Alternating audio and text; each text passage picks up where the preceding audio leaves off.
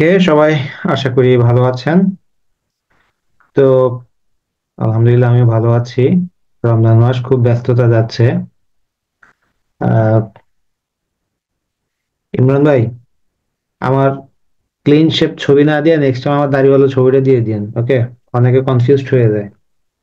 আচ্ছা, ঠিক আছে স্যার, ইনশাল্লাহ। আহ তো যাই হোক, আমরা যেহেতু শুরু করছি, যারা ক্লাস দেখছেন সরাসরি জুম ক্লাসে অ্যাড আছেন তাদেরকে সবাইকে স্বাগত। আর যারা ফেসবুকে লাইভে ক্লাসটি দেখছেন বা ইউটিউবে আমার ক্লাসটি দেখছেন তাদেরকেও শুভেচ্ছা। আপনারা যে যেখান থেকেই ক্লাস করছেন, আপনারা আপনাদের নামটা লিখে বা আপনারা জায়গার নাম গুলো যদি লিখেন তাহলে একটু ভালো লাগে যে দেশের বিভিন্ন প্রান্ত থেকে ক্লাস করছে। তো এটা একটু দেখতে পারলে ভালো লাগে, তাই আপনাদের অনুরোধ করবো কে কোথা থেকে ক্লাস করতেছেন সেটা লাইভে যদি দেখে থাকেন বা ইউটিউবে আপনারা সেখানে কমেন্ট করেন। আর যারা উম, এখন ক্লাসে আছেন তাদের সবাইকে স্বাগত। তো রমজান মাস, আমরা অলরেডি তারাবি নামাজ পড়ে সব অনেকেই ক্লান্ত বা ইয়েতে আছি। আহ তো আহ আমরা আজকে বিখ্যাত কবি সাহিত্যিকদের নিয়ে ক্লাসটা করব। গত ক্লাসে কিছু বিখ্যাত কবি সাহিত্যিকদের নিয়ে আলোচনা করেছিলাম। আমরা আজকে বাকি বিখ্যাত কবি সাহিত্যিকদের নিয়ে আলোচনা করব। তো যারা অলরেডি আমার ক্লাসে আছেন তাদের সবাইকে বলি যে আমরা আজকে যাদেরকে নিয়ে আলোচনা করব: অমিয় চক্রবর্তী, জীবনানন্দ দাশ, সুধীন্দ্রনাথ দত্ত, অমিয় চক্রবর্তী, বুদ্ধদেব বসু, বিষ্ণু দে, আখতারুজ্জামান ইলিয়াস, আবু ইসাহাক, আবু জাফর, ওবায়দুল্লাহ, শামসুদ্দিন। তো এনাদেরকে নিয়ে আমরা আজকে মূলত আলোচনা করব। তো ঠাকুরগাঁও থেকে ক্লাস করতেছেন ফারহানুল হক, করিমুল ইসলাম পাবনা, জামালপুর থেকে Tahmina Akter. Very good, thank you. আচ্ছা, তো আমরা যেহেতু আধুনিক কবি সাহিত্যিকদের নিয়ে আমরা আলোচনা করব, তো সেই আধুনিক কবি সাহিত্যিকদের নিয়ে আলোচনার পূর্বে আমাদের কিছু বিষয় মাথায় রাখতে হবে যে আমাদের আধুনিক কবির সংখ্যা কিন্তু অসংখ্য। ওকে, আধুনিক কবির সংখ্যা অসংখ্য। আমাদের আধুনিক কবির আহ, শেষ নাই। বলা হয়ে থাকে একটা দুঃখ, মানে যে দুঃখজনক হলেও সত্যি, যে বাংলাদেশে কাক এবং কবির সংখ্যা অসংখ্য, মানে শেষ করা যায় না। তাহমিনা আক্তার, জামালপুর, জান্নাতুল ফেরদৌসী, ময়মনসিংহ। বাহ, অনেকে অনেক জায়গা থেকে ক্লাস করছেন। তো আমি আছি বান্দরবান থেকে। আহ, আপনারা হয়তো অনেকে জানেন আমি বান্দরবানেরই ছেলে। বর্তমানে বান্দরবান সরকারি কলেজে কর্মরত আছি। আর 34 বিসিএস সাধারণ শিক্ষা ক্যাডারের সদস্য। তো যারা আমার ক্লাস করছেন তারপর তাদের সবাইকে আবারও শুভেচ্ছা। তো আমরা প্রথমে যেটা আলোচনা করব সেটি হচ্ছে যে আমাদের 30-এর দশকের বিশিষ্ট 5 জন কবি নিয়ে আমরা আলোচনা করবো। এটা খুবই গুরুত্বপূর্ণ। এই 30-এর দশকটা আমাদের বাংলা সাহিত্যের জন্য একটা গুরুত্বপূর্ণ পয়েন্ট। খেয়াল করেন, 30-এর দশক, 30-এর দশকটা কত সাল বলতে পারবেন? কেউ বলতে পারবেন কে কত সাল থেকে কত সালকে আমরা 30-এর দশক ধরবো? এই যে উনিশশো 30-এর একুশ দশক, থেকে 1930। 1900, 21 থেকে 30। 1921 থেকে 1930। ভেরি গুড, এই সময়কালটাকে আমরা ধরবো 30-এর দশক। এই সময়কালে আমরা 5 জন বিশিষ্ট কবি পাই, এবং তারা এই 5 জন, এই 30-এর দশকের 5 জন বিশিষ্ট কবির সবারই একটা কমন বৈশিষ্ট্য ছিল: তারা রবীন্দ্র প্রভাবের বাইরে গিয়ে বাংলা ভাষায় আধুনিক কবিতা সৃষ্টি করেছিলেন, সফল হয়েছিলেন। রবীন্দ্র প্রভাবটা কি? রবীন্দ্র প্রভাবটা হচ্ছে যে এমন, যে এখানে আপনার রবীন্দ্রনাথের তখন কিন্তু লিখতেছে, রবীন্দ্রনাথের একদম জয় জয়কার। তো এই সময় রবীন্দ্রনাথের মতো যেই যেই কবিতাই লিখতো, যাই লিখতো, সবাই সবগুলোই কেমন যেন রবীন্দ্রনাথের লেখার মতো হয়ে যেত। দেখলে মনে হতো যে এটা যেন রবীন্দ্রনাথই লিখেছেন। এই যে একটা রবীন্দ্রনাথের প্রভাব, সেটা দেখ ওই সময়টাতে ছিল। এই সময় এসে, 30-এর দশকে এসে 5 জন কবি তারা সিদ্ধান্ত নিলেন যে না, তারা রবীন্দ্রনাথের পুরোপুরি বাইরে গিয়ে তারা কি আলোচনা করবেন বা তাদের কবিতাগুলো লিখবেন। ওকে, এটা হচ্ছে আমাদের 30-এর কবির একটা বিশাল বৈশিষ্ট্য। তো এই তাদের পাঁচজনকে বাংলা সাহিত্যে বলা হয় পঞ্চপাণ্ডব। খেয়াল করেন, পঞ্চপাণ্ডব, 30-এর কবি, কল্লোলের কবি। 30-এর কবি বলা হচ্ছে যে 30-এর দশকে লিখেছেন দেখে, আর পঞ্চপাণ্ডব বলা হচ্ছে আমাদের এই পাঁচজন কবি এই কারণে, এবং কল্লোল বলা হচ্ছে কল্লোল পত্রিকাতে তারা কবিতা লিখতেন বলে। ওকে, কল্লোল পত্রিকা। পঞ্চপাণ্ডব এটা কোথা থেকে আসছে ধারণাটা কেউ কি বলতে পারবেন? পঞ্চপাণ্ডবের ধারণা কোথা থেকে আসছে? মহাভারতে। হ্যাঁ, মহাভারত। হ্যাঁ, মহাভারত থেকে এসেছে। পঞ্চপাণ্ডব কারা ছিল? অর্জুন, ভীম, তারপর কে, যুধিষ্ঠির, তারপরে নকুল এবং সহদেব। তো এই পঞ্চ পাণ্ডব তাই বলা হচ্ছে 30-এর এই পাঁচজন কবিকে। তারা একটা বিশাল পরিবর্তন বাংলা ভাষায় আনতে পেরেছিলেন, বাংলা ভাষায় না, অ্যাকচুয়ালি বাংলা ভাষার কবিতাতে। ওকে। তো আমাদের এই 30-এর কবির এই পাঁচজন কবি হচ্ছেন অমিয় চক্রবর্তী, বুদ্ধদেব বসু, জীবনানন্দ দাশ, বিষ্ণুদে এবং সুধীন্দ্রনাথ দত্ত। এই পাঁচজন কবির নাম আপনারা একদম ভালো করে মুখস্থ করে নেবেন। যারা যারা আমার স্লাইড দেখছেন তাদেরকে বলবো, 10 সেকেন্ড সময় দিলাম, আপনারা একটু এই পাঁচটা নাম মুখস্থ করেন। আমি জিজ্ঞাসা করবো একজনকে হুট হুট করে, কে দেখি বলতে পারে।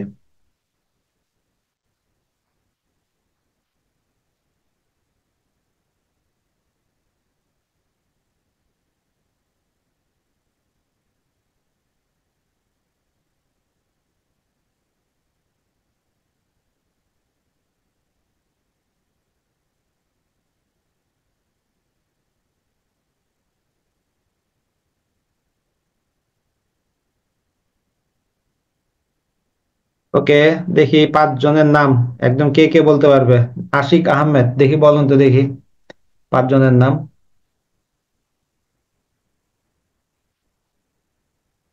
কে পারবে?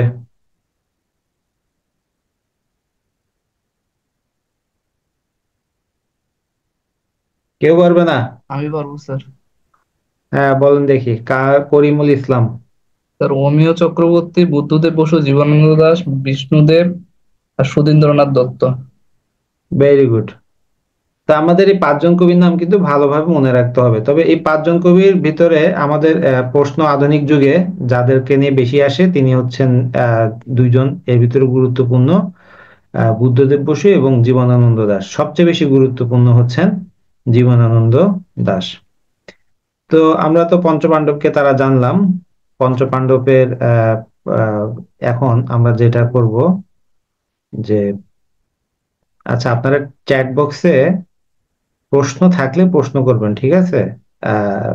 উত্তরগুলো মুখে মুখে দেওয়ার চেষ্টা করবেন, কারণ আমি আর চ্যাট বক্সটাতে তখনই দেখবো যে প্রশ্ন থাকলে প্রশ্নগুলো চেক করব, আর উত্তরগুলো যেটা আমরা আনমিউট করে উত্তর দেওয়ার চেষ্টা করবেন। ওকে।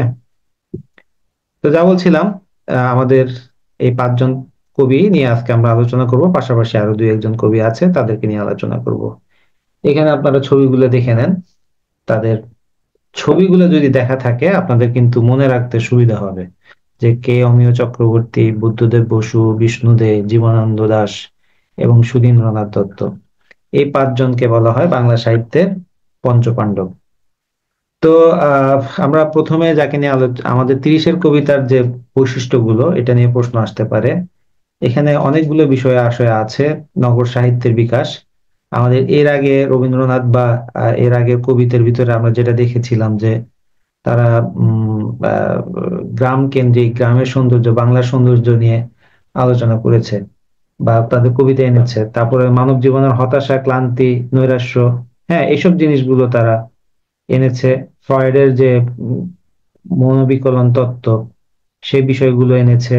হ্যাঁ, বিভিন্ন সংস্কৃতিকে ধারণ করেছে, দেহতাত্ত্বিক প্রেমকে সৃষ্টিকর্তা বা তথা প্রচলিত ধর্মের প্রতি অবিশ্বাস, এইসব জিনিস আমরা আধুনিক 30-এর যুগের কবিদের ভিতরে দেখতে পাই।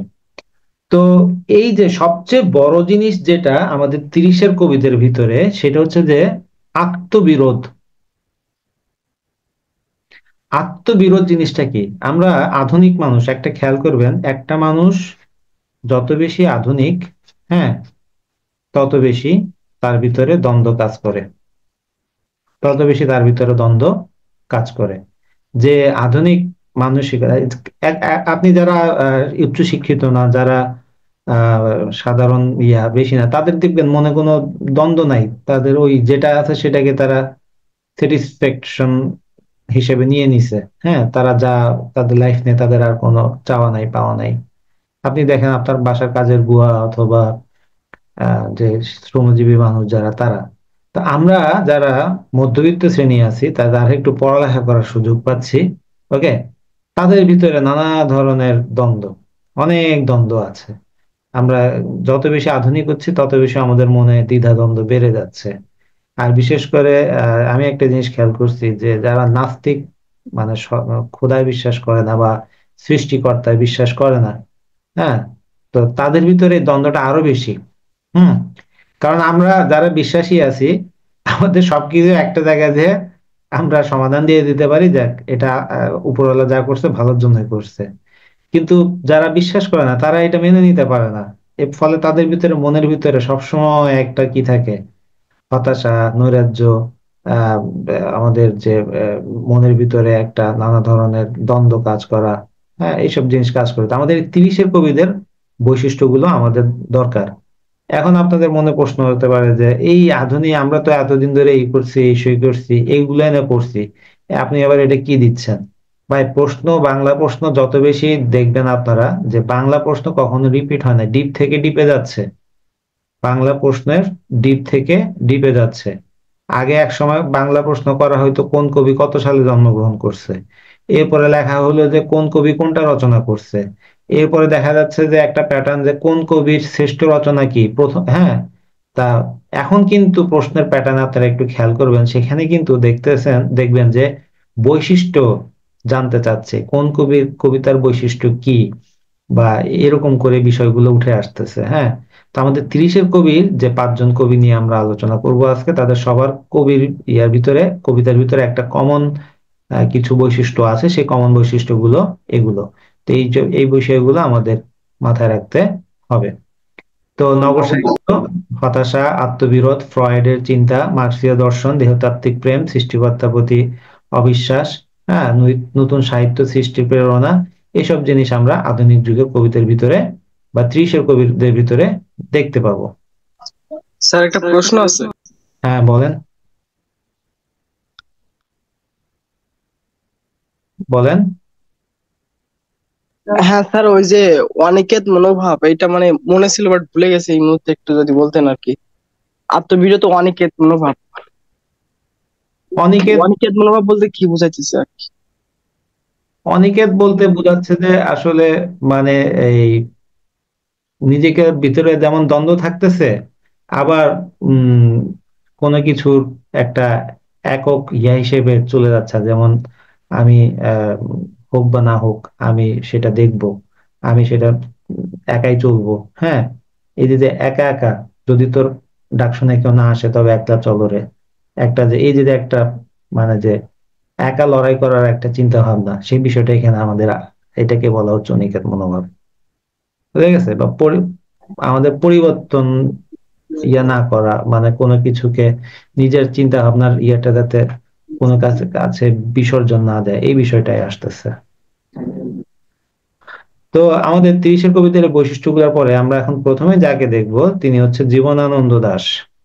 জীবনানন্দ দাশের জীবন আমরা যদি সন্ধি বিচ্ছেদ করি, জীবন যোগ আনন্দ, ওকে, জীবন যোগ আনন্দ, এই যে আনন্দ জিনিসটা আমাদের জীবনানন্দ দাশের জীবনে ছিল না।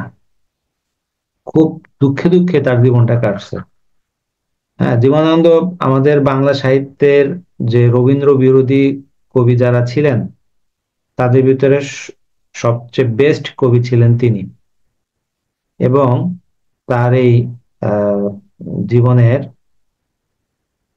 অনেক ঘটনা উপঘটনা আমরা আমরা দেখতে পাই, যে তাকে একজন, তার নামটাই যেন তার জীবনের সবচেয়ে বড় ট্রাজেডি হয়ে গিয়েছিল। তো আমাদের জীবনানন্দ দাশ কবি, কেউ কি বলতে পারবেন? টন উপরে এর আগে 2.5 টন নাকি 3 টন রড কিনে নিয়েছে। উপরের জন্য ছাদের জন্য আরো যে ইয়ে রোড যে বাড়ি আছে পুকুরি 1.5 টন হিনে 3 টন।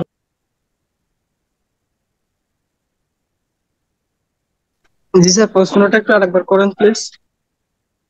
স্যার রূপসী বাংলার কবি জান্নাতুল ফেরদৌস, আপনি কি এসি কিনবেন আমরা সবাই জেনে যাচ্ছি। 3 টনই কিনবেন না 2 টনই কিনবেন? তো একটু মিউট করে কথাটা বললে ভালো হয়। আমি বলিনি স্যার এটা। খবর নাই কাকে কি বলতেছে। স্যার আপনি নেন, আমি মিউট করে দিচ্ছি। হ্যাঁ, তো আমাদের প্রশ্নটা কি ছিল আমি নিজেই ভুলে গেছি। প্রশ্ন মনে পড়ছে, জীবনানন্দ দাশের বাড়ি কোথায়?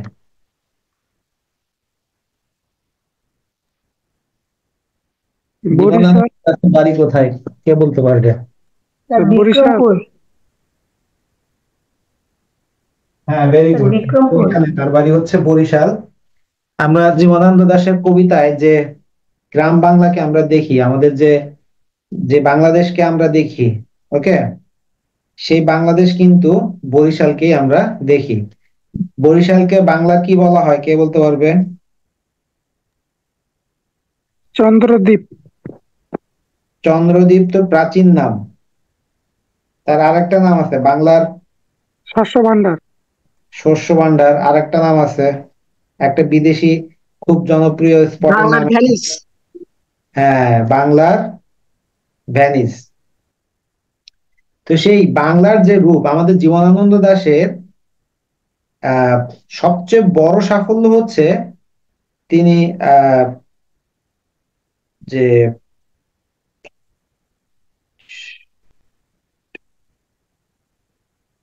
বাংলার একটা স্পেশালিটি আমাদের সামনে তুলে ধরছেন। সেই স্পেশালিটি কি, আমরা এই বাংলার এই রূপটাকে আগে কখনো এভাবে কল্পনা করি নাই।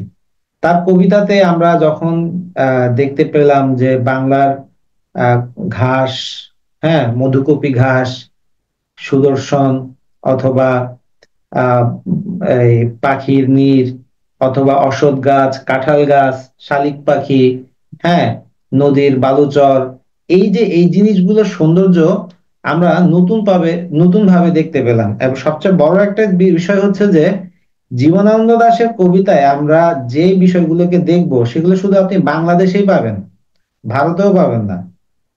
ওকে, ভারতেও কিন্তু এই জিনিসগুলো আপনি পাবেন না।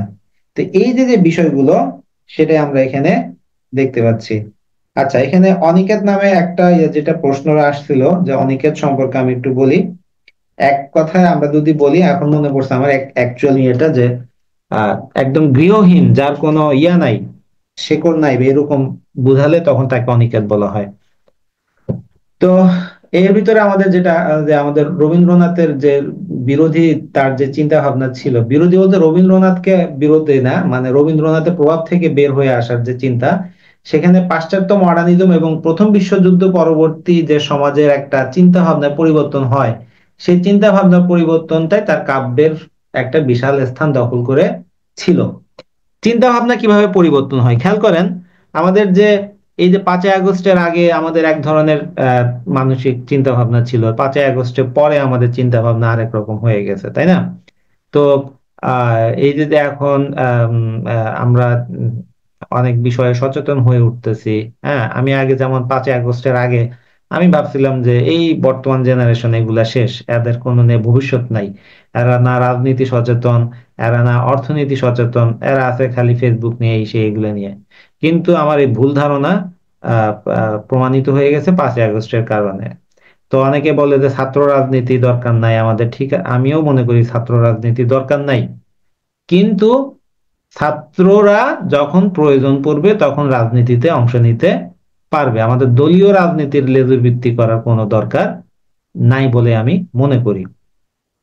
তো এই যে যে এরকম চিন্তা ভাবনা যখন হয়, সমাজের ভিতর পরিবর্তন হয়, ঠিক তেমনি প্রথম বিশ্বযুদ্ধের পরে আমাদের এই জীবনানন্দ দাশের জীবনেও কি এরকম অনেকগুলো পরিবর্তন এসেছিল। তার অনেকগুলো নাম আছে, যে চিত্ররূপময় কবি, তারপর হচ্ছে যে নির্জনতার কবি, তিমির হননের কবি, ওকে, তারপর রূপসী বাংলার কবি, ধূসরতার কবি, প্রকৃতির কবি, বিপন্ন মানবতার নীলকণ্ঠ, ইতিহাস ও ঐতিহ্য সচেতন, হ্যাঁ, পরবাস্তববাদ, জীবনানন্দ দাশের কথায় আরেকটা জিনিস উঠে আসছে যেটা বেশি বেশি, যেটা আপনাদের জন্য গুরুত্বপূর্ণ। পরবাস্তব, সরি, পরাবাস্তব।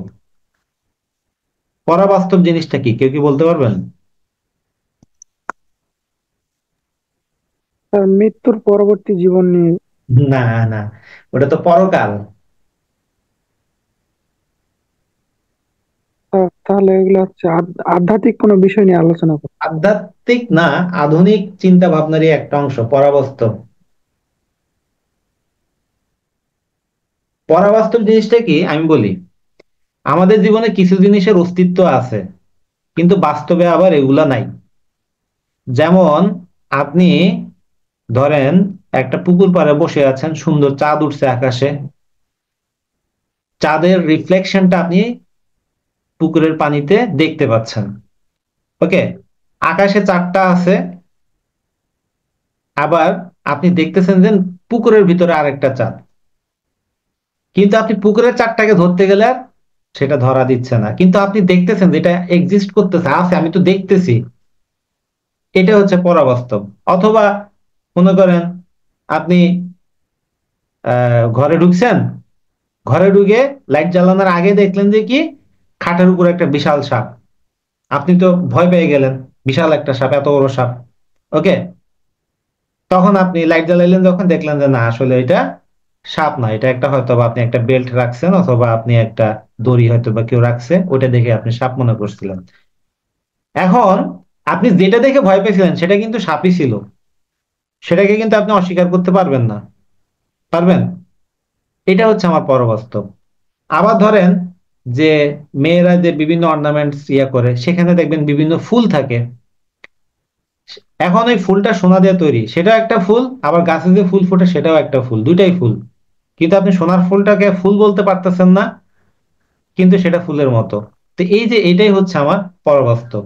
আমাদের জীবনানন্দ দাশের কবিতাতে এই জিনিসটা বেশি বেশি আমরা দেখতে পাবো। তার কবিতাগুলো এত ডিপ মিনিং, এত ডিপ মিনিং, যে এগুলা আসলে ব্যাখ্যা করতে গেলে অনেক সময় লেগে যায়। আমি যখন আমাদের অনার্সে ক্লাস করতেছিলাম, আমাদের এক স্যার ছিলেন, আমি ওই স্যারের উপর এখন গবেষণা করতেছি, ময়ূক চৌধুরী।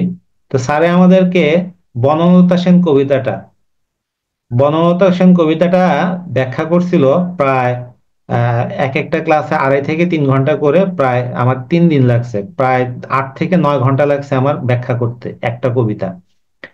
তো দেখেন, কিন্তু স্যারে এত বেশি আলোচনা করছে, আমাদের একটু বোরিং লাগে নাই, এত ডিপ, এত কিছু এখানে চলে আসছে। এক একটা কবিতা নিয়ে ব্যাখ্যা করতে গেলে সারাদিন পার করে গেলে অনেক কিছু চলে আসবে। এই যে যে 1000 বছর ধরে আমি পথ হাঁটিতেছি, হ্যাঁ, এই যে যে 1000 বছর ধরে, কেন কথাটা বললো তিনি? এই যে যে তিনি যে জীবনানন্দ দাশ যে কবিতাটা লিখলেন যে আহ, আহ, ইয়া আহ, বনলতা সেন, এই কবিতাটা লেখার কাহিনী কি ছিল? এই কবিতাটা লেখার কাহিনী ছিল এরকম যে জীবনানন্দ দাশকে কিন্তু কলেজ থেকে অশ্লীল কবিতা লেখার অভিযোগে তার চাকরি থেকে ইয়ে করে দেওয়া হয়, স্যাক করে দেওয়া হয়।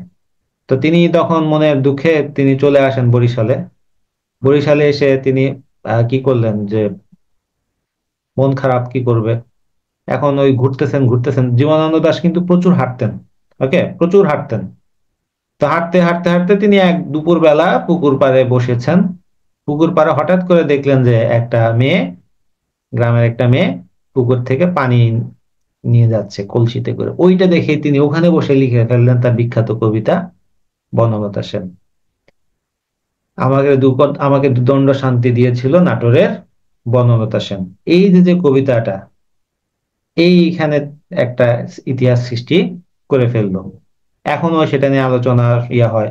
আমরা যদি জীবনানন্দ দাশের যে খাতার রাইটিংস গুলো আমি দেখছি, ওখানে আমি দেখছি যে একটা ছোট একটা কবিতা, বিশাল এত বড় একটা খাতা, কবিতাটা লিখছে ঠিক মাঝখানে, কিন্তু এত কাটাছিড়া এটা লিখছে, এভাবে ইয়ে করে, এত মনে দিয়ে এক একটা কবিতা নিয়ে তিনি এক একটা রিসার্চ করেছেন, এভাবে করে তিনি লিখেছেন।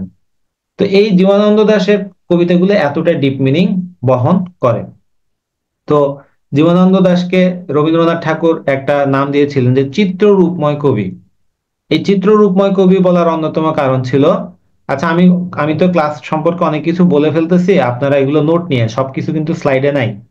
ওকে, এই জিনিসগুলো, যে ইনফরমেশন গুলো আমি দিচ্ছি, যেমন যে রবীন্দ্রনাথ তাকে চিত্ররূপময় কবি বলেছে, পরাবাস্তবতা, এইসব ব্যাপারগুলো আর কি। তো চিত্ররূপময় কবি বলার কারণ হচ্ছে যে আপনি যখন জীবনানন্দ দাশের কবিতা পড়বেন, একটু ট্রাই করে দেখবেন, যখনই আপনি কবিতাগুলো পড়বেন তখন দেখবেন যে আপনার কাছে মনে হবে যে আপনার, যেমন মোবাইলে আমরা গ্যালারিতে একটার পর একটা ছবি দেখি না, হুম, ঠিক তেমনি ওরকম ছবি দেখতেছেন মনে হবে। ওকে, আপনার সামনে এক একটা ছবি যেন ফুটে উঠতেছে। তো এই হচ্ছে আমাদের জীবনানন্দ দাশ। আর জীবনানন্দ দাশ দেখেন আরেকটা বিষয়, রবীন্দ্রনাথের বিরোধী ইয়েতে গিয়ে কিভাবে কি করেছেন। আহ আমরা সাধারণত আমাদের দেশকে, মাতৃভূমিকে আমরা কি হিসেবে দেখি?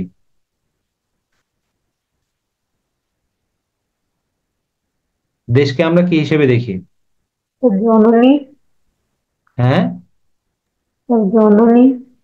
জননী বা মাতা বা মা। ওকে, সেটা এই হিসেবে দেখি। কিন্তু জীবনানন্দ দাশ কিন্তু বাংলাদেশকে বা তার জন্মভূমিকে আহ ইয়ে হিসেবে দেখেননি, জননী হিসেবে দেখেননি, তিনি দেখেছেন প্রেয়সী হিসেবে। তার আহ যে কবিতাগুলো যখন আমরা পাঠ করব, হ্যাঁ, সেখানে তার আহ যে কবিতার যে বর্ণনা, দেশের যে বর্ণনা বা ইয়েতে দেখবো, হ্যাঁ, সেখানে রূপসীর গায়ের উপর হলুদ শাড়ি, এরকম করে যে বর্ণনাগুলো আমরা দেখি, হ্যাঁ, সেখানে দেখবো যে এটা কোনো প্রেয়সী সম্পর্কে বর্ণনাই দেয়া হচ্ছে। তো জীবনানন্দ দাশের কবিতাতে আমরা যে বাংলাদেশকে দেখি, সে বাংলাদেশকে তিনি প্রেয়সী হিসেবে দেখেছেন। এখন আপনারা অনেকে হয়তো ভাবতেছেন যে এইটাই কিরকম কথা, দেশকে সে কিভাবে প্রেয়সী হিসেবে দেখলো, এই সেই ব্লা ব্লা ব্লা। তা এখন এই জন্য আমার একটা বন্ধুর একটা ডায়লগ মনে পড়লো, সেটা আমি আপনাদেরকে একটু বলি।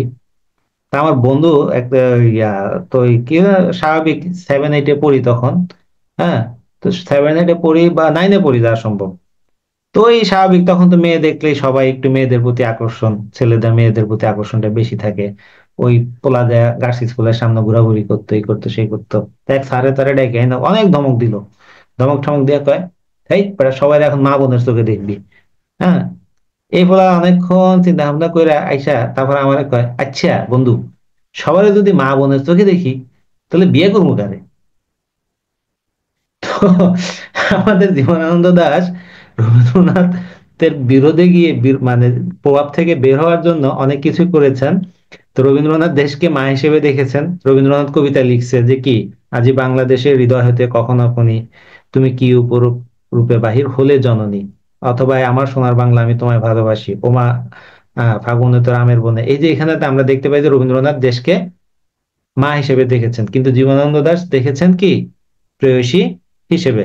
তো তার বিখ্যাত কাব্যগুলো, গ্রন্থগুলো হচ্ছে ধূসর পাণ্ডুলিপি, বনলতা সেন, মহাপৃথিবী, সাতটি তারার তিমি, রূপসী বাংলা। এই রূপসী বাংলাটা কবির মৃত্যুর পরে প্রকাশিত হয়েছে।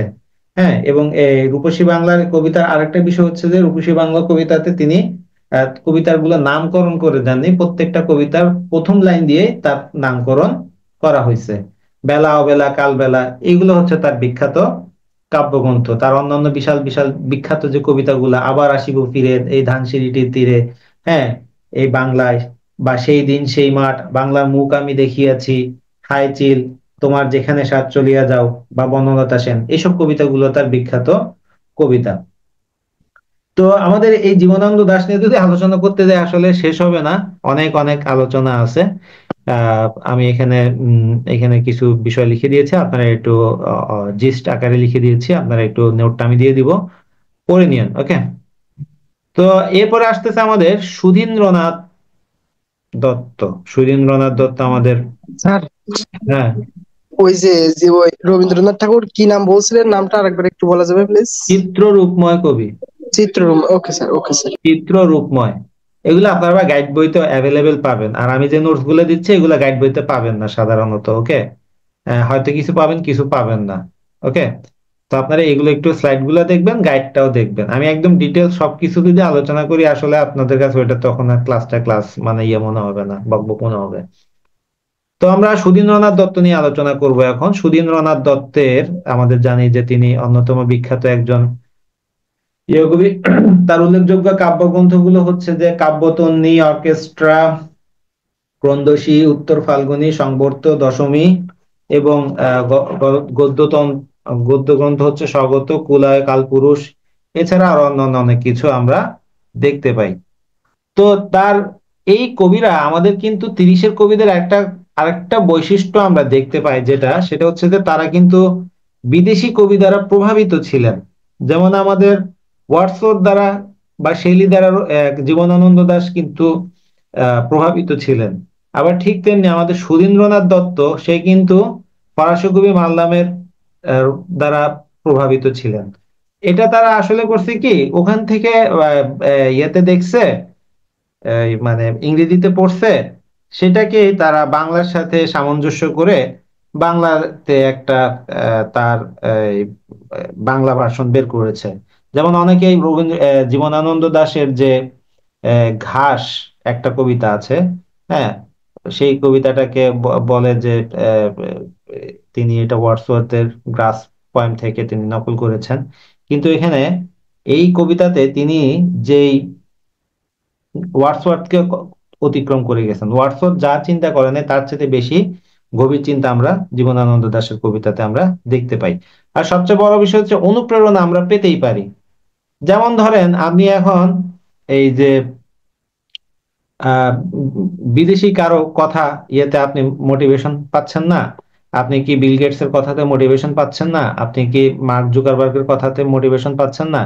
এভাবে বিদেশি কবিদের তারা কিন্তু কপি করেন নাই, তারা অনুপ্রাণিত হয়েছেন, তারা চিন্তা ভাবনা দ্বারা অনুপ্রাণিত হয়ে তারা নিজেদের বাংলা সাহিত্যে সেটা প্রয়োগ করেছেন। যেমন এই যে এখন আপনি যেটা বলতেছেন যে এই যে আমাদের এখানে মার্কসিজম বা এই যে বিষয়গুলো, হ্যাঁ, এই যে জিনিসগুলো কিন্তু বিদেশি থেকে আসছে। তো আমরা সুধীন্দ্রনাথের যেটা দেখতে পেলাম যে তিনি ফরাসি কবি মারলামের কাব্যদর্শ অনুসরণ করেছেন এবং ব্যক্তি স্বাতন্ত্র্য, মননশীলতা ও নাগরিক যে বৈদগ্ধ্য তার কাব্যের প্রধান বৈশিষ্ট্য। এই যে কার কাব্যের প্রধান বৈশিষ্ট্য কি, সেটা কিন্তু আপনারা একটু ভালো করে মনে রাখার চেষ্টা করবেন। তো আমাদের এটা যদি সবগুলো মনে রাখতে না পারেন, তাহলে ওই যে একদম প্রথমে আমরাই তিরিশের কবিতার যে কমন বৈশিষ্ট্যগুলো আছে, সেই কমন বৈশিষ্ট্যগুলো আপনারা দেখবেন। সেই কমন বৈশিষ্ট্যগুলো মনে রাখতে পারলেও আপনারা কিছুটা ধারণা করতে পারবেন। তো সুধীন্দ্রনাথ দত্তের তিনি বাংলা গদ্যের এই আধুনিক ইয়েটা নিয়ে রূপের প্রবর্তক করেছেন।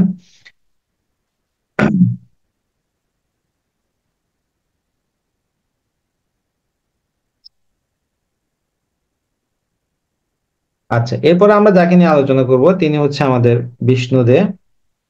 তো বিষ্ণুদে আমাদের তিরিশের বাংলা কবিতার নব্যধারার যে 5 জন কবির ভিতরে তিনি তো একজন ছিলেন। তিনি মার্ক্সবাদী চেতনা উদ্বুদ্ধ ছিলেন। আচ্ছা, এখানে মার্ক্সবাদী চেতনাটা কি আপনারা কেউ বলতে পারবেন? এই যে আমি এখানে মার্ক্সবাদী চেতনা উদ্বুদ্ধ ছিলেন, সে মার্ক্সবাদী জিনিসটা কি? এটা কি কোনো অর্থ ব্যবস্থা বা ওই যে সমাজ ব্যবস্থাকে নির্দেশ করে, যে ধনতান্ত্রিক বা সমাজতান্ত্রিক? হ্যাঁ হ্যাঁ হ্যাঁ, অনেকটা ওরকমই।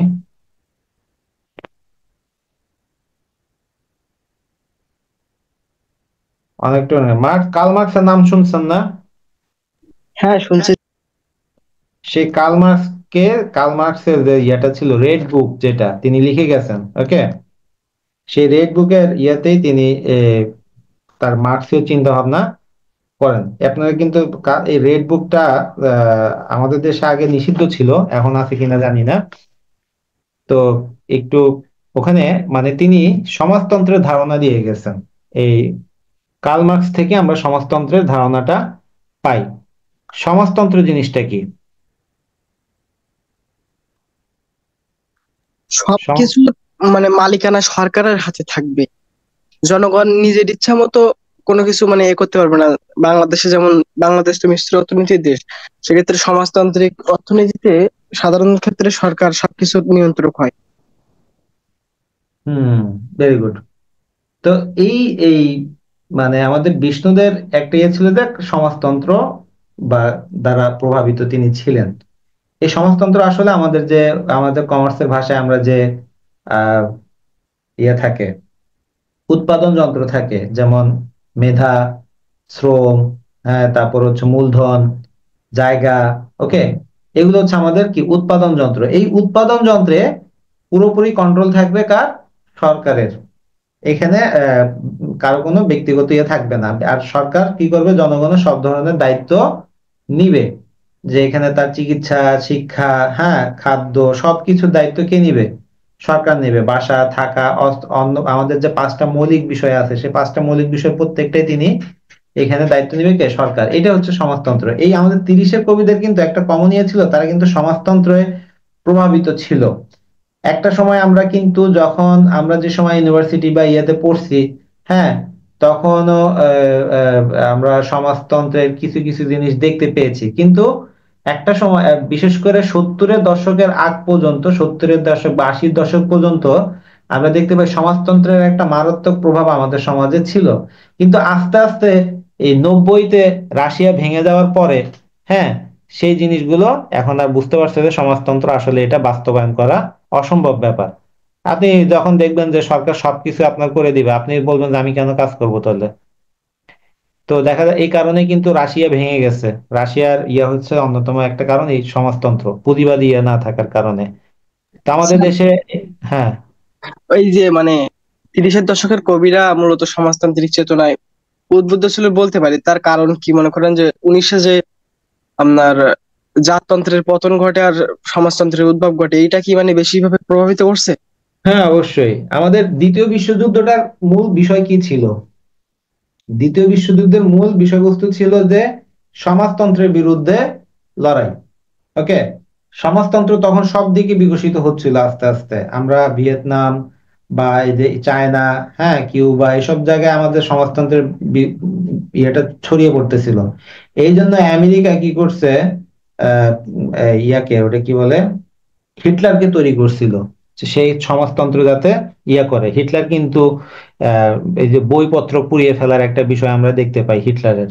হ্যাঁ, তো এই সেই জিনিসটা সে তৈরি করতে, এবং সেটা তৈরি করতে গিয়ে দেখা গেছে যে হিটলারই আবার পরবর্তীতে আমেরিকার বিরুদ্ধে ইয়া করে ফেলে। তো এই হচ্ছে আমাদের সমাজতন্ত্রকে কন্ট্রোল করতে গিয়ে কিন্তু আমাদের দ্বিতীয় বিশ্বযুদ্ধটা হয়। বা আমরা এই যে যে এখন আমাদের এই যে আহ, আমাদের পুরো পৃথিবীতে, হ্যাঁ, আমেরিকা এতদিন কি করছে? আমেরিকা কিন্তু এতদিন আমরা দেখতে পাবো যে 2001-এর পরে আমেরিকার কোনো শত্রু ছিল না। তখন রাশিয়া দুর্বল ছিল, আমেরিকার শত্রু ছিল না। ফলে আমেরিকা কি করলো, নিজেই কিছু শত্রু তৈরি করলো, আইএস, তারপর আল কায়দা, হ্যাঁ, তারপর এরকম আর কি কি জঙ্গি সংগঠনগুলো আমেরিকা কিন্তু তৈরি করে। এবং আমেরিকা তৈরি করে, এদের বিরুদ্ধে আমেরিকা লড়াই করে। যখন শত্রু থাকে না, তারা শ্যাডো শ্যাডো এনিমি তৈরি করে, সেগুলোর বিরুদ্ধে তারা লড়াই করে। একইভাবে এখন দেখেন আবার আমেরিকা আবার কি করলো, এই যে আমাদের এই যে জেলেনস্কি, মানে আহ, ইউক্রেন, ইউক্রেনের ইয়াতে সে আহ, উম, প্রথমে ইউক্রেন, রাশিয়া যখন ইউক্রেনকে সাবধান করতেছিল যে তুমি ন্যাটোতে যোগ দিও না, হ্যাঁ, সে আমেরিকা কিন্তু ইউক্রেনকে ফুসলাইছে, বলছে না, তোমাকে আমরা সব ধরনের সাহায্য করবো, তুমি কেন রাশিয়ার কথা শুনবা, এ কথা বলছে। অথচ যখন যুদ্ধ বেঁধে গেল, ইয়া হইলো, তখন কিন্তু আবার আমেরিকা বলল যে কি, তুমি তো আমাদের ছাড়া 3 দিনও টিকতে পারবে না। হ্যাঁ, তো এখন রাশিয়ার সাথে তার সম্পর্ক খারাপ হয়ে গেল। অথচ ইউক্রেন, তার রাশিয়া তার প্রতিবেশী দেশ, তার সাথে যদি সম্পর্কটা ভালো রাখতো, তাহলে আজকে তাকে এই ইয়াতে যাইতে হইতো না। এই যে যে সে আমেরিকার ডোনাল্ড ট্রাম্প কর্তৃক যে অপমানিত হলো, সেটা তাকে আর হইতো না। তো এই জন্য বলে যে একটা কথা যেটা প্রচলিত আছে যে আহ, মানে আহ, ইয়া আমেরিকার যার বন্ধু, তার আর শত্রুর অভাব হয় না।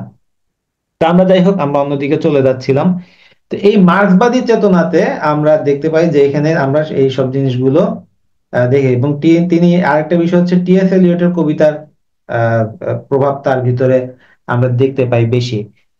তার বিখ্যাত কিছু কাব্যগ্রন্থ আছে, যেটা তার ভিতরে অন্যতম একটা হচ্ছে যে চোরাবালি, হ্যাঁ, তারপরে উর্বশী আর্টেমিসি, তারপরে হচ্ছে আহ আহ, তারপরে এরকম আরো অনেক কিছু আছে।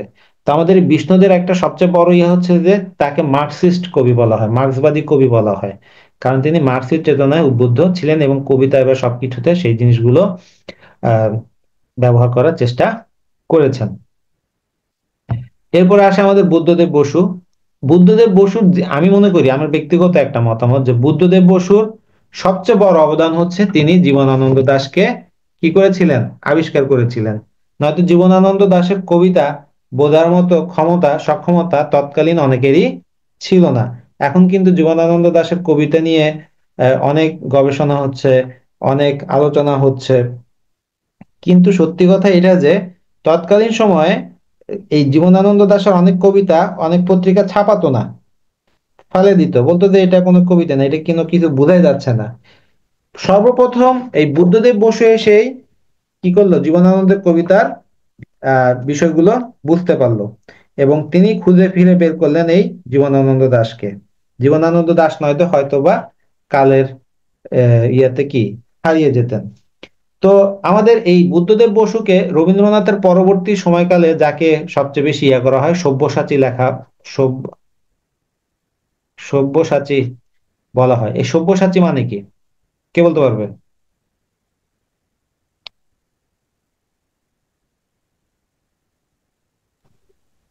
যার দু হাত সামনে, দুই হাত সমানে চলে, দুই হাত দিয়ে যে লিখতে পারে, ওকে, সমান। তাকে বলা হয় সব্যসাচী। আসলে দুই হাত দিয়ে লিখতে পারা বলতে বোঝা যায় যে যে কোনো বিষয় নিয়ে লিখতে পারে, যে কোনো বিষয় যার কি আছে, দখল আছে। যেমন আমরা রবীন্দ্রনাথকে মহাকাব্যবাদে সবকিছুতে লিখতে দেখছি। তা আমাদের এই আসলে বুদ্ধদেব বসুর যে পড়াশোনা বা তার যে আম, ইয়েগুলো ছিল সেগুলোর আহ, কারণেই তাকে বলা হয়েছে যে কি, বুদ্ধদেব বসুকে সব্যসাচী লেখক বলা হয়ে থাকে। তো আমাদের এই কবি, তার একটা কবিতা বিষয়ক কবিতা পত্রিকা, ওকে, কবিতা কিন্তু কি, এটা একটা পত্রিকা, কবিতা বিষয়ক পত্রিকার নাম কি, কবিতা। তখন সাহিত্যিক মহলে দারুণ ইয়ে করে এবং বুদ্ধদেব নিজেই কিন্তু রবীন্দ্রনাথের প্রভাব থেকে বের হয়ে আসতে পেরেছিলেন। তো আর এই জন্য যেহেতু কবিতা নয়, বাংলা সাহিত্যের সব শাখায় যেহেতু তিনি স্বচ্ছন্দ বিচরণ ছিলেন, এজন্য তাকে নাম দেওয়া হয়েছে কি, সব্যসাচী লেখক। তো তার আরেকটা বিখ্যাত প্রবন্ধ আছে, কালের পুতুল। এটা নিয়ে বেশ কয়েকবার পরীক্ষায় এসেছে। তার যে উপন্যাস আছে তিথিডোর, হ্যাঁ, তারপরে নির্জন স্বাক্ষর, সানন্দা, এরকম অনেক কিছু আমরা আপনারা গাইড বইতে দেখতে পাবেন। এবং ভারতে সে পদ্মভূষণ, ভারতের যে সবচেয়ে বড় বা সবচেয়ে সম্মানজনক যে পুরস্কার, সে পুরস্কার পদ্মভূষণে তিনি পেয়েছিলেন। আবার বাংলা একাডেমি থেকেও তিনি পুরস্কার পান তার তপস্বী ও তরঙ্গিনী নাটকের জন্য। তপস্বী এবং তরঙ্গিনী একটা নাটক, এখানে তরঙ্গিনী তপস্বী মানে একজন তপস্বী গিয়েছিল, তখন তার তপস্যা ভঙ্গ করার জন্য এক নর্তকী হয়, সেটা নিয়ে এক কাহিনী, তপস্বী ও তরঙ্গিনী। তো যাই হোক, এগুলো আপনারা একটু পড়ে নেবেন। এখন আমরা যাকে নিয়ে আলোচনা করব, অমিয় চক্রবর্তী। তো অমিয় চক্রবর্তী রবীন্দ্রনাথ ঠাকুরের নিকট সান্নিধ্যে সবচেয়ে এসেছিলেন এবং তিনি শুধু রবীন্দ্রনাথের সহচর্য তিনি যে পেয়েছেন তা নয়, তিনি এই পঞ্চপাণ্ডবদের ভিতরে অন্যতম একজন তিনি ছিলেন, এই অমিয় চক্রবর্তী। তো অমিয় চক্রবর্তীর স্পেশালিটি ছিল যে তিনি তার কবিতায় ভাব, দর্শন এবং রসের ক্ষেত্রে একটু ভেরিয়েশন আনার ব্যাপারে কি হয়েছিলেন, সফল হয়েছিলেন। তো এই ভেরিয়েশন আনতে গিয়ে তিনি কি করেছেন কি, আহ, প্রচুর এই যে যে আমাদের যে আধুনিক বিষয়গুলো তিনি এখানে এনেছেন। এখানে ফ্রয়েডিজমের ব্যবহার করেছেন। ফ্রয়েডিজম জিনিসটা কি, কে বলতে পারবে?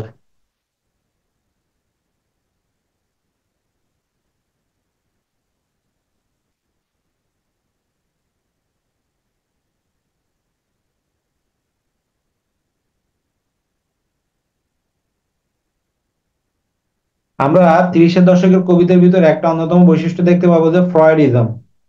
ফ্রয়েড হচ্ছে সিগমুন্ড ফ্রয়েড, তিনি একজন জার্মান মনোবিজ্ঞানী। আমাদের মনের যে একটা বৈজ্ঞানিক ব্যাখ্যা, এটা কি লিখছেন,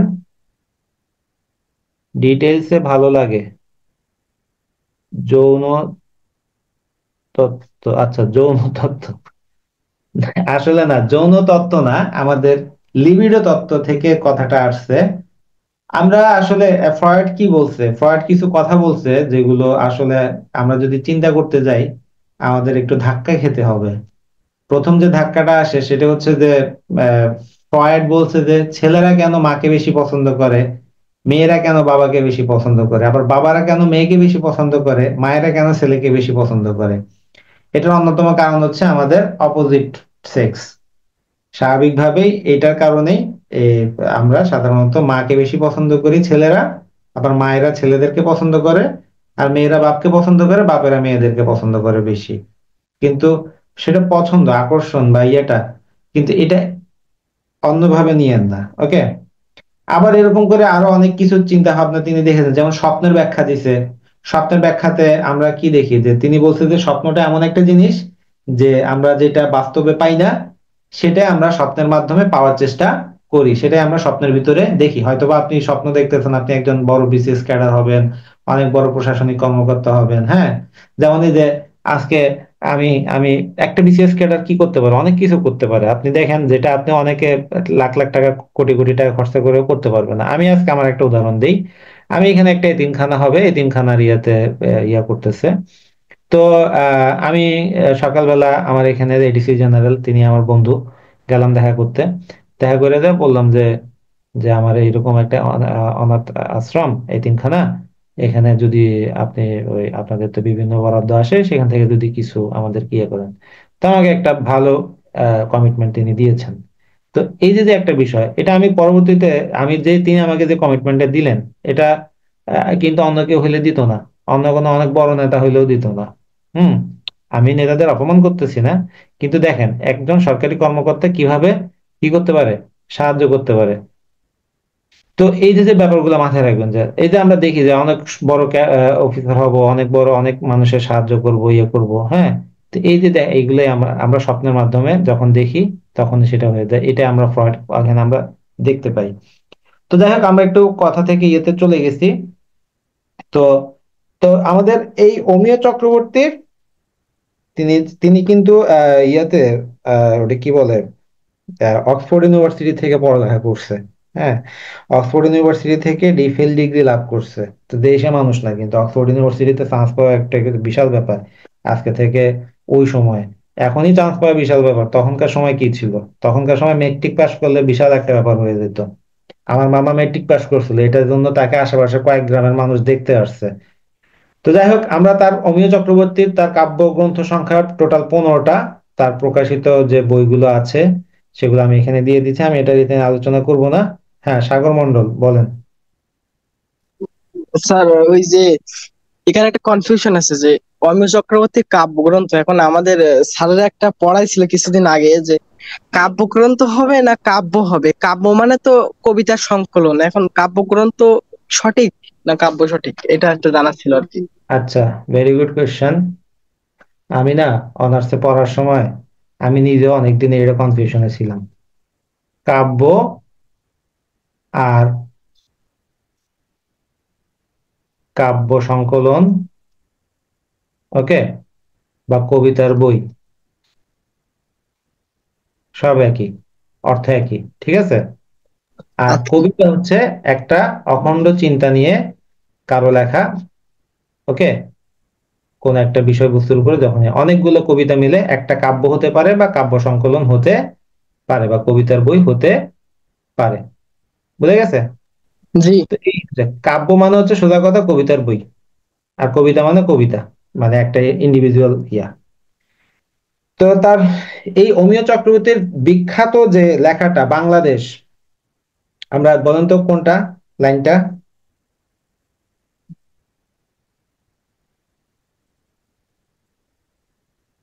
জ্বলে পুড়ে মুড়ে ছাড়, জ্বলে পুড়ে মুড়ে মরে ছারখার, তবু মাথা নোয়াবার নয়। হ্যাঁ, সাবাস বাংলাদেশ, পুরো অবাক পৃথিবী তাকিয়ে রয়। জ্বলে পুড়ে মুড়ে মরে অঙ্গার, তবু কি মাথা নোয়াবার নয়। এই যে যে 24-এর আন্দোলনে এই অমিয় চক্রবর্তী কিন্তু কি এই কবিতাটা বেশি বেশি আমরা কি শেয়ার করতে দেখেছিলাম। তো তার আরো আরো অন্যান্য অনেকগুলো আছে, খসড়া মাটির দেয়াল পারাপার, এগুলোর চাইতে সবচেয়ে বেশি আপনার যেটা মাথায় রাখতে হবে যে এই বাংলাদেশ কবিতাটা, ওকে? বাংলাদেশ কবিতাটা আপনারা একবার পড়ে ফেলবেন। হ্যাঁ, বাংলাদেশ কবিতাটা পড়ে ফেললেই আপনারা অনেক কিছু ইয়ে করতে পারবেন। এত কিছু মনে রাখতে পারবেন না, কিন্তু বাংলাদেশ কবিতাটা অমিয় চক্রবর্তী লিখছে, এবং কবিতার লাইনগুলো মনে রাখতে পারলেই আপনার একটা বিশাল প্লাস পয়েন্ট হয়ে যাবে। এত এত কবিতা আসলে মনে রাখা সম্ভব না। তো আমরা কি করব, যেটা যেটা একদম না মনে রাখলেই নয়, সেটাই আমরা মনে রাখার চেষ্টা করব। তো এরপরে আসে আমাদের আখতারুজ্জামান ইলিয়াস। আখতারুজ্জামান ইলিয়াস কিন্তু আমাদের অন্যতম আমাদের বাংলাদেশেরই লেখক, বা বিশেষ করে মুক্তিযুদ্ধ পরবর্তী সময় যারা আহ, বাংলা সাহিত্যে অবদান রেখে গেছেন, হ্যাঁ, তাদের ভিতরে আখতারুজ্জামান অন্যতম। আখতারুজ্জামান কিন্তু আমাদের মতো এডুকেশন কলেজেরই শিক্ষক ছিলেন, এবং তিনি তার লেখাতে অনেক কিছু ইয়ে করছে। আখতারুজ্জামান ইলিয়াসের বিখ্যাত একটা গল্প আছে, সেটার নাম হচ্ছে কোনটা বলতে পারবেন? রেইনকোট। হ্যাঁ, ভেরি গুড, রেইনকোট। এই রেইনকোট কবিতা, সরি, গল্পটা তিনি আহ লিখেন, এবং এটা নিয়ে কিন্তু একটা মুভি হয়েছিল। সেই মুভিটার নাম কি বলতে পারবেন?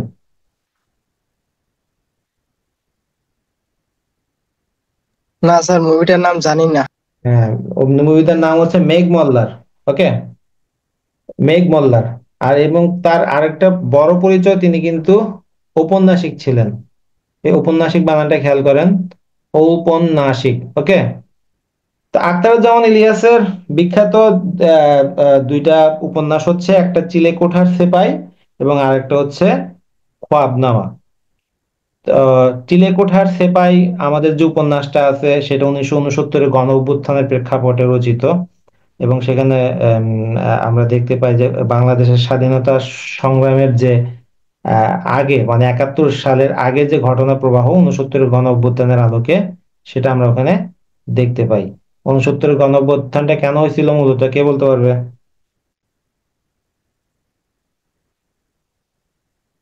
ওই যে আইয়ুব খানের শাসনকে, মানে আইয়ুব খানের যে 10 বছরের জন্য মার্শাল ল জারি করছিল, ওইটার অবসান ঘটানোর জন্য।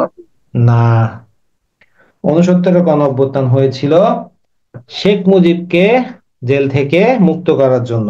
এটা ভাবছি বাট বলি নাই। ইতিহাস তো ইতিহাস, আপনি ইতিহাসকে তো অস্বীকার করতে পারবেন না। হুম। এটা হচ্ছিল মূলত আগরতলায় একটা ষড়যন্ত্রমূলক একটা মিটিং করে শেখ মুজিব, যে পাকিস্তানকে ভাগ করার জন্য, মানে পাকিস্তান থেকে আলাদা হয়ে যাওয়ার জন্য। তো এই জন্য ওই আগরতলা ষড়যন্ত্র মামলা, এটা নামকরণ মানে সবাই নাম মুখে মুখে ছড়িয়ে যায় যে কি আগরতলা ষড়যন্ত্র মামলা। অনেকে মনে করে যে এটা বঙ্গবন্ধুর শেখ মুজিবের বিরুদ্ধে কিন্তু কি ষড়যন্ত্রটা করা হয়েছে। আসলে ষড়যন্ত্র করছে পাকিস্তান থেকে আলাদা হয়ে যাওয়ার বিষয়। তো আমাদের এই পাকিস্তান থেকে আলাদা হয়ে যাওয়ার বিষয় যখন ষড়যন্ত্রমূলক এই ইয়াটা হলো, সেখানে শেখ মুজিবুর ওখানে মিটিং করে, এবং এটা কিন্তু সত্য। তো সেই জন্য তাকে 1 নম্বর আসামি করে কি করা হয়, একটা মামলা করা হয় এবং তাকে অ্যারেস্ট করা হয়। সেই মামলার নাম ছিল শেখ মুজিব বনাম রাষ্ট্র। হুম। শেখ মুজিব বনাম রাষ্ট্র। আমাদের ফৌজদারি মামলাগুলোতে কিন্তু এটা হয় যে এটা সরকার তখন বাদী হয়ে যায়। তো আচ্ছা, রাষ্ট্র এটাও, বনাম শেখ মুজিবুর রহমান এবং অন্যান্য, এটা হ্যাঁ আমি হ্যাঁ পড়ছিলাম। হ্যাঁ হ্যাঁ হ্যাঁ। তো এখন ঘটনা ওটার জন্য কিন্তু আন্দোলন শুরু হয় নাই। আন্দোলন শুরু হয় এই শেখ মুজিবুর রহমানকে জেলখানায় হত্যা চেষ্টা করা হয়। তো সার্জেন্ট জহুরুল হক আর শেখ মুজিবুর রহমানের বডি স্ট্রাকচার বা গেট আপ সেট আপ একই রকম ছিল। তো ভুলে সার্জেন্ট জহুরুল হককে ইয়াতে জেলখানায় হত্যা করে গুলি করে। তো এইটা তখন ইয়া হয়ে যায় যে শেখ মুজিবকে কি করা হয়েছে, হত্যা করার চেষ্টা করা হয়েছে, এবং তখনই আন্দোলন ছড়িয়ে পড়ে। এবং এই আন্দোলনে আরো বেশি ইয়া হয় রাজশাহী ইউনিভার্সিটিতে। রাজশাহী ইউনিভার্সিটিতে ছাত্ররা যখন আন্দোলন করছিল, তখন সেখানে পুলিশের ইয়া যায়। তো পুলিশ গুলি করবে এরকম হুমকি দিচ্ছিল। তো তখন সেখানে ডক্টর শামসুজ্জামান নামে কেমিস্ট্রির একজন টিচার, তিনি বললেন যে আপনাদের যদি গুলি করতে হয়, আমাকে গুলি করে আমার লাশের উপর দিয়ে গিয়ে আমার ছাত্রদেরকে কি করতে হবে, আঘাত করতে হবে। পুলিশ কি করছে, তাকে ওই ছাত্রদের সামনেই গুলি করে, গুলি করে ফেলে দেয়। তো এইটা দেখে ছাত্ররা কি আর তখন বসে থাকবে? 24-এর গণ আন্দোলন আমরা কি দেখলাম, স্যার একটা মারি ওই একটাই পড়ে, আর বাকিটাই দেয় না, এর মনে আছে? তো আমাদের এই 24-এর আন্দোলন যেটা ছিল, বাংলাদেশের ইতিহাসে সবচেয়ে বড় ছাত্র আন্দোলন ছিল 24-এর আন্দোলন। এর আগে 69-এর গণ অভ্যুত্থান, 90-এর যে আন্দোলন, হ্যাঁ, এগুলাও কি এই 24-এর আন্দোলনের কাছে মানে ইয়া হয় না। তো এটা আমার কথা না, এটা বদরুদ্দিন উমরের কথা। তো যাই হোক, ওনাকে স্বাধীনতা পুরস্কার দেওয়া হয়েছিল কিন্তু উনি এটা নেন নাই। তো আমাদের এখানে দেখি যে আখতারুজ্জামান ইলিয়াস, তিনি তার বিখ্যাত যে ইয়েগুলো ছিল, যে সেখানে তিনি দুটো উপন্যাসে, একটাতে চিলে কঠার সেপাই, ওখানে তিনি 69 গণঅভ্যুত্থান নিয়ে লিখেছেন। আবার খোয়াবনামাতে আমরা যে আমাদের যে ব্রিটিশ শাসনের আগে বা ভারতের ইয়াতে মানে স্বাধীনতার আগে, হ্যাঁ, ভারত পাকিস্তান সৃষ্টি হওয়ার আগে যে ওখানে আমরা যে মনন্তর দেখবো, আমাদের ফকির সন্ন্যাসী আন্দোলন দেখবো, তারপর ভূমিকম্প কম্প, তার তেভাগা আন্দোলন ইত্যাদি অনেক বিষয় এখানে আমরা খোয়াবনামা উপন্যাসের মাধ্যমে দেখতে পাই। তো এছাড়াও তার বিখ্যাত গল্পগ্রন্থ অন্য ঘরে অন্য শহর, দুধে ভাতে উৎপাত, হ্যাঁ, এবং তার সেলিনা হোসেন তার গল্পগ্রন্থ, আচ্ছা সরি, এখানে আরেকটা ইয়া চলে আসছে, এটা সেলিনা হোসেন, এটা একটা বাদ দিয়ে দিবেন আপনারা। ওকে, আচ্ছা আমি এডিট করে এটা আপনাদেরকে দিব। তো আখতারুজ্জামান ইলিয়াস, তার উম, যে লেখনী, তার লেখনীর মাধ্যমে আমরা যে জিনিসটা দেখতে পাই যে আমাদের মধ্যবিত্ত সমাজকে তিনি তুলে ধরার চেষ্টা করেছেন। হুম, যেমন আমাদের 24-এর গণ আন্দোলন, এটা সফল হওয়ার অন্যতম প্রধান কারণ ছিল কিন্তু মধ্যবিত্ত শ্রেণী জেগে উঠছিল।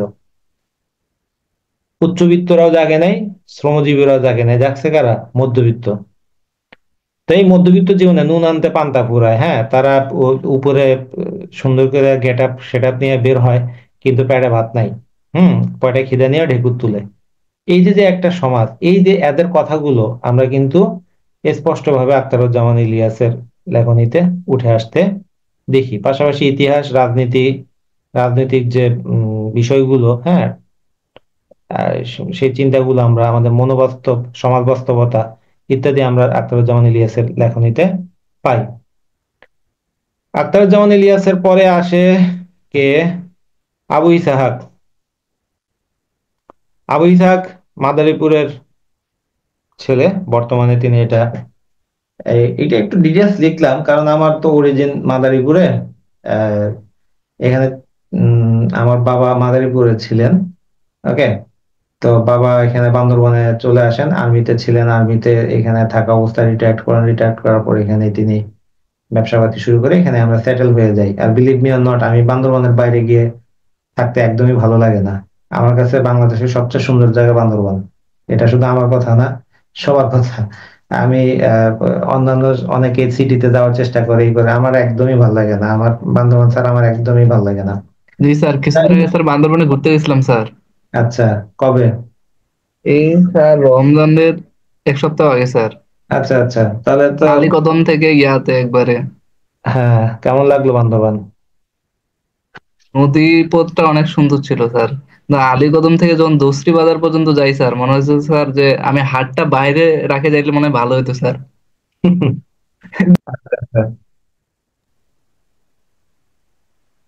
তো আমাদের উম আবু ইসাহাক, আসলে বান্দরবানটা এমন একটা জায়গা,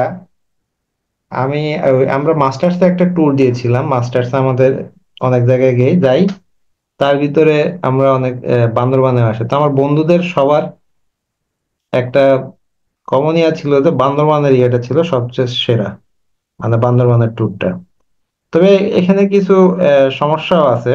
সমস্যা আছে যে একটু গাড়িতে জার্নির বিষয়টা, অনেকেরই এটা আহ, ইয়া করতে পারে না, লোড নিতে পারে না। তো জার্নি করার চাইতে পাহাড়ে যে ট্রেকিং করা, এটার মজাটা আলাদা। পাহাড়ে ট্রেকিং করতে পারলে বান্দরবানের আসল সৌন্দর্য দেখা যায়। আর জি আপনি যে স্যার। সময় আসছেন সেই সময় কিন্তু বান্দরবানের সৌন্দর্য একদম মানে শেষ হয়ে গেছে এরকম অবস্থায়। আমি মনে করি যে বান্দরবানে আসতে হবে যে অক্টোবর নভেম্বরে। ওকে, জি অক্টোবর স্যার, তারপর নভেম্বরে। আমরা স্যার ঝর্ণা দেখতে গেছিলাম স্যার, এই যে পালংখিয়া আর কি হ্যাঁ জানি হ্যাঁ, বলে। এখন তো ঝর্ণার পানি একদম শুকায় গেছে। আছে স্যার, যা কিন্তু দেখ, হ্যাঁ কিন্তু অল্প পরিমাণে। হ্যাঁ, খুবই অল্প পরিমাণে এখানে। একদম ঝর্ণা তখন একদম পুরোপুরি থাকে ইয়ার সময়, ওই যে এটা কি বলে, এই অক্টোবর মাসের দিকে। অক্টোবর মাসে। তো যাই হোক, আবু ইসাহাক তার স্পেশালিটি হচ্ছে যে তিনি 21 বছর বয়সে রচনা করেন তার বিখ্যাত সূর্য দিগল বাড়ি।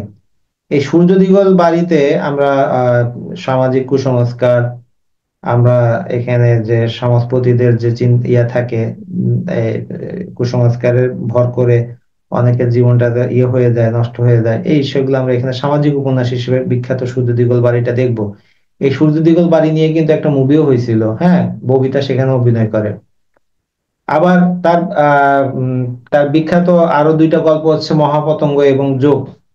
আমরা মহাপতঙ্গ অনেক আগে টেক্সট বই, আমি যখন 7-8 ছিলাম তখন টেক্সট বইতে এটা পাঠ্য ছিল।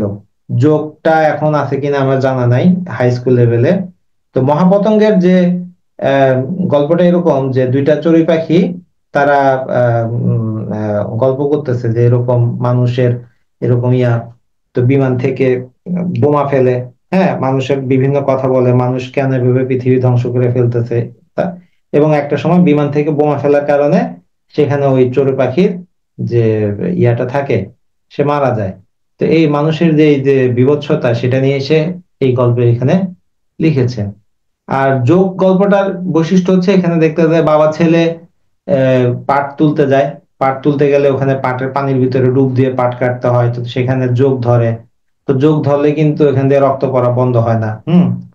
তো সেই রকমই যে সমাজেরও কিছু মানুষ থাকে, সমাজপতি থাকে, যারা কি জোকের মতো করে কি করে আহ শুধু মানুষকে চুষে, যেমন অনেকে যে মহাজনদের কাছ থেকে যদি কখনো টাকা ধার নেন, আপনি সুদ দিতে দিতে শেষ হয়ে যাবেন, তারপরে দেখবেন যে মূল টাকা কি হচ্ছে না, শেষ হচ্ছে না। ওকে, এই জন্য কখনো ঋণ করতে না পারলে ভালো। জীবনে কখনো ঋণ করবেন না, কারো কাছ থেকে ঋণ করবেন না। ওকে, একদম দরকার হলে না খেয়ে থাকবেন, তারপরে ঋণ করবেন না, কোনো ফুরানির দরকার নাই। ঋণ না করে ইয়েতে থাকবেন। আর মহাজনদের কাছ থেকে তো কখনোই নেবেন না। বেশি দরকার হলে ব্যাংক থেকে নেওয়ার চেষ্টা করলে করতে পারেন, তারপর বলবো যে না করাই উচিত। তো যাই হোক, আমরা এখানে যোগ গল্পে সেরকমই মহাজনদের ইয়ে দেখবো যে মহাজনরা কিভাবে চুষে দেয়, এভাবে কি আর রক্ত খাইতে দিব না, এরকম একটা কথা বলে আমাদের গল্পটা একটা বড় মেসেজ আমাদেরকে দেয়। তো আহ এই হচ্ছে আমাদের ইয়া। তারপরে আসে আমাদের আবু জাফর ওবায়দুল্লাহ। আবু জাফর ওবায়দুল্লাহ মানে তিনি সব পাওয়া কবি। তিনি প্রথমে ঢাকা ইউনিভার্সিটিতে ইংরেজি নিয়ে পড়াশোনা করেছেন, তারপরে ওখান থেকে বের হয়ে ঢাকা ইউনিভার্সিটির টিচার হন। ঢাকা ইউনিভার্সিটির টিচার হওয়ার পরে সেখান থেকে বের হয়ে আবার তিনি বিসিএস ক্যাডার হন। হ্যাঁ, বিসিএস ক্যাডার হয়ে পাকিস্তান আমলে সচিব, আবার বাংলাদেশ শাসন আমলে তিনি সচিব হন। সচিব হওয়ার পরে এরশাদের মন্ত্রিসভায় তিনি মন্ত্রী হন। হ্যাঁ, মন্ত্রী হওয়ার পরে তিনি আবার কি করেন, ওটা কি বলে, রাষ্ট্রদূত হিসেবে, রাষ্ট্রদূত মন্ত্রী পদমর্যাদার, পরবর্তীতে রাষ্ট্রদূত হিসেবে বিদেশে কর্মরত ছিলেন। তাহলে এই যে সব পাওয়া কবি, হ্যাঁ, এখন কবি হিসেবে স্বাধীনতা পদকও পাইছে। তো এই যে যে একজন কবিতা, এখন এই জন্য অনেকে বলে যে সুবিধাবাদী কবি, তাকে বলে আবু জাফরকে অনেকে বলে সুবিধাবাদী কবি।